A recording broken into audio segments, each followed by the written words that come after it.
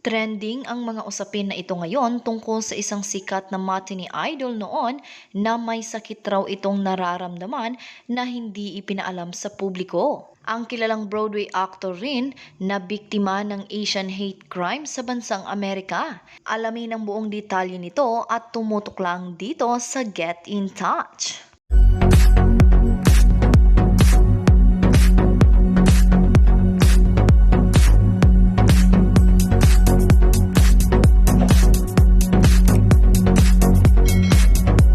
Tahimik lang ang pamilya Gutierrez sa pinagdaanan ng kanilang padre di pamilya na si Eddie Gutierrez na dumaan pala sa operasyon kamakailan.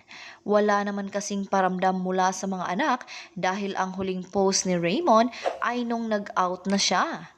Kung hindi pa pinost ng panganay nilang anak ni Annabel Rama na si Rofa Gutierrez ay hindi malalaman ng publiko na may prostate cancer ang aktor. Ang caption ng aktres, "The weeks leading up to my departure for the US was tough. I experienced a tornado of emotions which I kept exceptionally private. This much I can share. Dad had an operation and it was a success. He has been cleared of prostate cancer. Thank you, Lord. Our family would like to thank all the doctors and nurses who took care of Dad at St. Luke's, Quezon City. Special mention to the best urologist and anesthesiologist, Dr. Steve and Joyce Lim. He is on the road to a full recovery thanks to your expertise and pag-aalaga. Sa mga nagdasal para kay Dad, maraming salamat. You know who you are. Sending love to everyone who's trying their best to heal from things they don't discuss. Keep the faith, pray, and stay strong." Pawang heart at praying emojis naman ang mga mababasang komento mula sa mga kaibigan ng pamilya sa showbiz at netizens. Kasalukuyang nasa Switzerland si Richard kasama ang mag-iina niya at sinusulit niya pagkatapos ng mahabang isang buwang taping niya sa FPJs ang probinsyano. Hindi nga lang malinaw kung tapos na lahat ang eksena niya sa action serye. Samantala, pauwi na si Miguel Braganza, isang Filipino theater actor-director, sa kanyang apartment sa Upper West Side, New York, USA, nang bigla na lang may umatake sa kanya. Bandang 1:00 ng madaling araw noong August 7, 2021, kabababa pa lang niya sa Uber na naghatid sa kanya mula sa pagbisita sa isang kaibigan nang maganap ang insidente. Tinutukan siya ng baril sa ulo, itinulak para mapahiga siya sa kalsada at saka pinagnakawan. Pinagsabihan pa siya ng hindi maganda nang umatake sa kanya, na pinalo pa ng baril sa ulo. Isinugod si Miguel sa New York Presbyterian Hospital pero pinauwi rin agad siya, ayon sa Philippine Consulate. Pero nagkaroon siya ng trauma. It's the trauma and a bit of depression. A doctor friend said it's natural so I'm fighting it.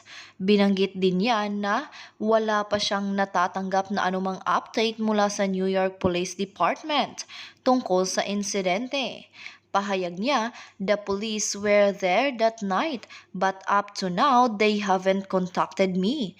I'm a bit hurt because the police haven't contacted or told me if they caught the suspect." Wala pa ring inilalabas na statement ang NYPD Hate Crime Task Force kaugnay ng nasabing insidente.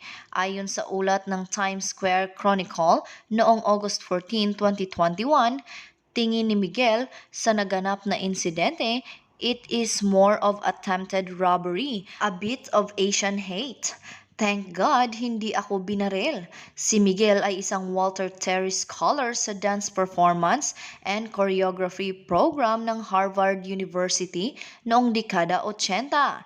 Naging assistant siya ni Tony Award-winning director John Dexter sa original Broadway production ng M. Butterfly mula 1988 hanggang 1990. Nakasama rin siya ng cast of Miss Saigon sa US and international productions nito at naging bahagi ng show sa loob ng 14 na taon. Ang kanilang angkan ay Tubong, Pangasinan, pero si Miguel ay sa Davao ipinanganak. Sa Zamboanga del Sur lumaki at sa Dumaguete City nagbinata. Nagsasagawa siya sa kasalukuyan ng musical theater workshops for children and teens sa New York at Beijing.